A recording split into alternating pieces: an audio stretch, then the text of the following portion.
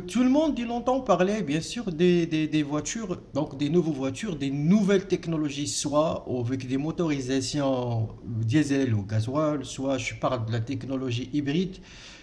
Donc, grosso modo, on va parler bien sûr de beaucoup de systèmes, d'accord?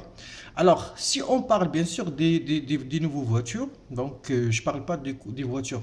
Alors, technologie hybride, ben, je parle des voitures qui ont bien sûr des motorisations essence et diesel et qui ont bien sûr la technologie développée en côté de gestion électronique, soit bien sûr de gestion, motorisation, des systèmes de traction et tout ça. Bon, de toute façon, je vais essayer de vous détailler maintenant.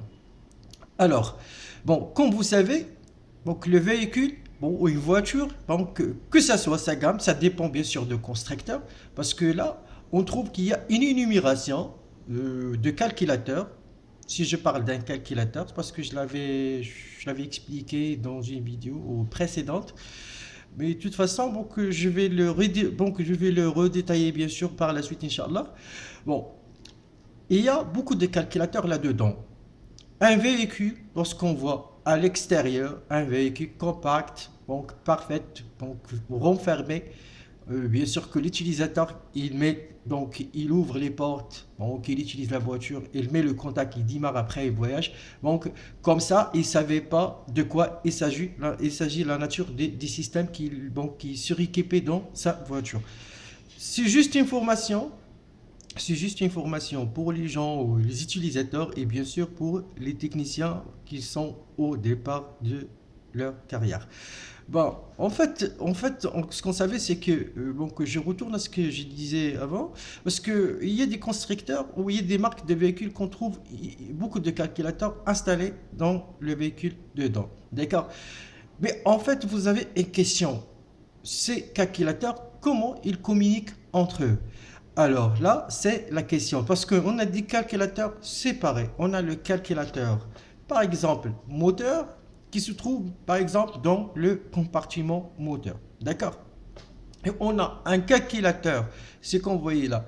Le BSI, donc c'est le calculateur ou l'ordinateur central, ce qu'on appelle le BSI. C'est le boîtier de servitude intelligent. C'est celui qui gère toutes les informations. Ce que vous remarquez ça. Ce que vous remarquez ici, pardon. Alors, on a un branchement qui vient du moteur. On a d'autres branchements, bien sûr, qui viennent de l'arrière. D'accord? C'est-à-dire l'éclairage, bon, je parle de pompe de gavage de gasoil, je parle du système de traction, du système de freinage, du système des capteurs. Alors, toutes les informations issues, bien sûr, bien sûr, sont menées à travers ces fils, bien sûr, électriques ou ces faisceaux électriques. On parle des faisceaux, là, électriques. Bon, on a bien sûr d'autres systèmes d'équipement. Par exemple, vous remarquez là, on a le tableau de bord, on a le système de climatisation, on a le système de retenue et de freinage. Donc, il y a beaucoup de systèmes, par exemple, sont équipés dans les voitures. Il y a beaucoup de calculateurs qui communiquent entre eux facilement. Alors, la question, comment le calculateur de moteur, par exemple, c'est cette voiture automatique, donc il a une boîte de vitesse automatique, je parle des véhicules automatiques. Bon, chaque véhicule qui a une boîte automatique, il a un calculateur, bien sûr, de gestion de la boîte, bien sûr, automatique. Bon, effectivement, et en l'occurrence, on trouve que le calculateur moteur, il communique avec le BSI, et même il envoie l'information. Le calculateur de la boîte de vitesse, il envoie l'information ici.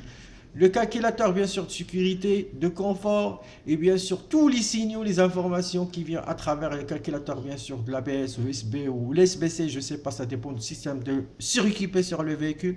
Mais de toute façon, que l'ensemble de ces informations, il passe bien sûr vers le BSI.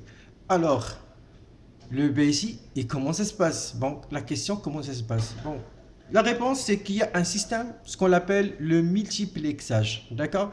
Un système de communication en réseau, d'accord? Il a deux fils électriques, très spéciaux, qui communiquent, bien sûr, qui facilitent la communication entre bien sûr, les calculateurs, entre tous les calculateurs suréquipés ou équipés sur le véhicule, d'accord?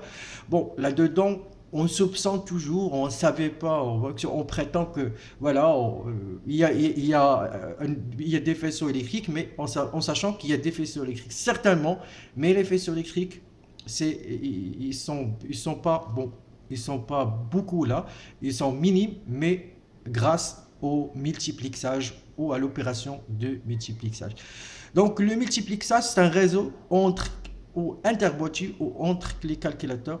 C'est pour éviter l'énumération des faisceaux, pour avoir des faisceaux minimes, et pour bien sûr faciliter la bonne communication entre les boîtiers et les calculateurs, et pour envoyer des informations très rapides. Bien sûr, si je parle des informations entre la gestion moteur et le freinage, par exemple, ou la gestion moteur et la boîte de vitesse qui est à l'intérieur, que son calculateur se trouve à l'intérieur, bon, alors les calculateurs ils communiquent avec le système multiplexage. D'accord? C'est le premier pas qu'on doit savoir. Le multiplexage il contient deux fils électriques, le CAN high et le CAN low. Ce réseau qui fonctionne sur bien sûr une ligne qui est développée et qui envoie des informations rapidement en millisecondes. D'accord? Bon, parfait. C'est juste une vision qui est une vie globale ou une vision globale pour vous faciliter un peu c'est quoi le multiplexage.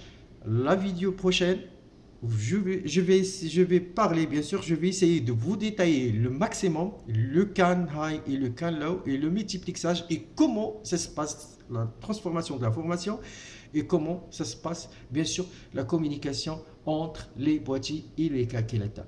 Bon, en fait, j'aimerais bien que le contenu, ça vous intéresse, tout ce qui, voilà, en l'occurrence, on l'a expliqué, donc, du fait que vous aurez une sensibilisation, une petite sensibilisation au départ. Attendez la vidéo prochaine, vous aurez mieux comprendre plus. D'accord? La troisième vidéo, il y aura un diagnostic et donc effectué et je vais la mettre, bien sûr, je vais la diviser en une vidéo prochaine, Inch'Allah. Merci.